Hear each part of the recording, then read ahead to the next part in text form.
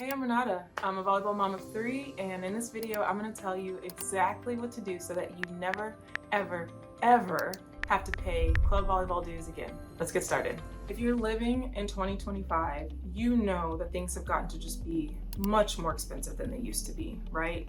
It seems like every year the cost of everything is creeping up more and more, and volleyball dues are no exception.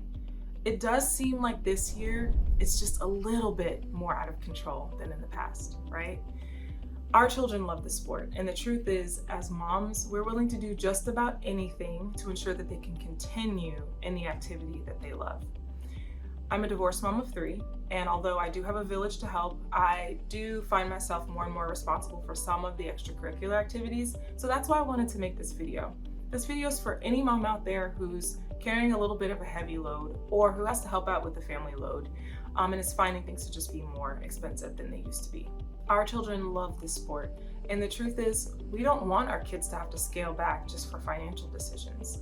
I've learned over the years that most moms are like me, and they're willing to do pretty much anything within their own legal and moral bounds to make ends meet and to make things possible for their children and their families. I'm an expert budgeter, and I don't believe in going into debt over volleyball. So my goal with this video is to show you another alternative, to show you how you may help cover the costs of your club dues while also helping others around you. So let's talk about sponsorships. In the second half of the year, most businesses are looking to decrease their tax liability.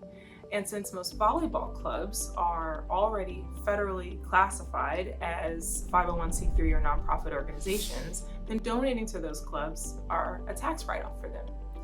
That's why sponsorships are really the mutually beneficial proposition. Your club may already have a sponsorship letter ready for you to use.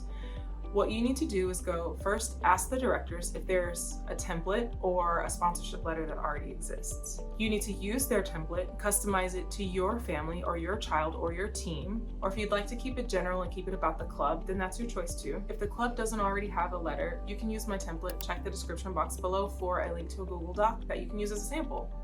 There's lots of different organizations that may be wanting to donate. They may want to get more involved in their community. This could be things like local car dealerships, local restaurants, not franchise or corporate-owned restaurants. You may want to look into large private schools or nearby private schools. Think about all of the businesses and organizations that are near the club, because that's where the benefit comes from, right? Being able to put their logo on a banner or on t-shirts or on the club website only really benefits the company if they're a surrounding area of the club or in the metro area surrounding the club. So if you happen to live, let's say, an hour away from the club, you may not want to approach businesses near your hometown or near where you live. You may want to go closer to the club and start there. It's your job to identify the businesses that may be willing to donate. You can call, you can email, you can go in person. I found a lot of success calling first so that I could get the name, contact information of the right person to speak to, and then going in person or sending an email with the sponsorship package first and following up with an in-person discussion. I get it. It's really weird, it's strange, it's awkward, it's very uncomfortable to ask for money, right? Get over it. One way you can get around the cringiness of it is work up a deal with your club directors or your business manager of your club and say, hey, if I'm able to get $10,000 worth of donations into this club, could we use half of that to cover the cost of our club dues and half to cover the cost for another family in need? Or could I split the sponsorship with the club so that the club can take half of it and do whatever they need for court improvement or any other needs that the club may have, and then we save the other half for our tuition. There's all different kinds of things you can strike negotiations and deals with your club. It's up to you to figure out what works best for your club. If this helps you get over the cringiness of asking for money, then go for it. The other thing is, remember part 2. This is a mutually beneficial proposition. Businesses who advertise at your club have access to potentially thousands of families in a given week. That is more advertising than they're used to getting for the amount of money that they're donating.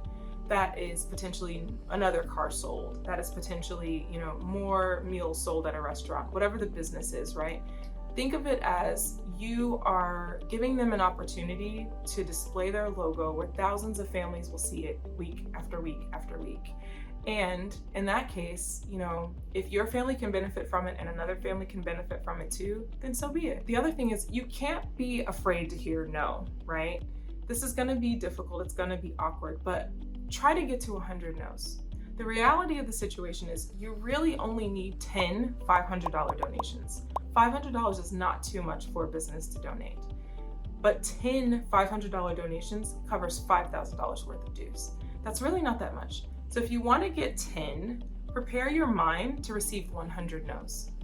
Make a list of 100 businesses, potential sponsors, and go for it. This could be realtors, local private schools, local car dealerships and restaurants. Try to think of local businesses that are independently owned, not operated by a chain or corporation. And you'll typically be able to talk to the person in charge much quicker. So part 4, have some urgency. Why do you need to act right now? If you found this video, it's because your child probably has just had tryouts. Maybe they made an elite team and maybe they're super excited about it. Then you got the form that says deposit is due right now. And guess what? $4,000 to $5,000 is going to be due very soon or over the course of the next several months. You're probably feeling the sticker shock of this decision that your child is super excited about, and maybe you don't know what to do next. The thing that I encourage you to do right now is just act with urgency. We just had tryouts a couple of days after the 4th of July, so July 6th or so, and if you chose the payment plan option, a deposit was due immediately, and then the first payments start to come out in September. So from the beginning of July to the beginning of September is 2 months, 60 days. You have to act with urgency because you've got 60 days to get this amount of money covered. 60 days to get 10 donations. That's it. That's 1 donation a week. That is something that is absolutely completely doable. And again, if you're having difficulty with this, the concept of asking a company for money, strike up a negotiation that half of the money goes to a family in need, to another family in need. Half of the family can go towards some improvement that the club has wanted to make for a long time. Put that in your mind as something to work toward, and that'll make it feel just a little bit better, a little bit easier for you to digest. You have about 60 days to secure these funds. I want you to secure 10 $500 sponsorships for your club in the next 60 days. All right, mama, that's it. Let's get to work. I'm Renata, your ATL volleyball mom. I'll be seeing you around.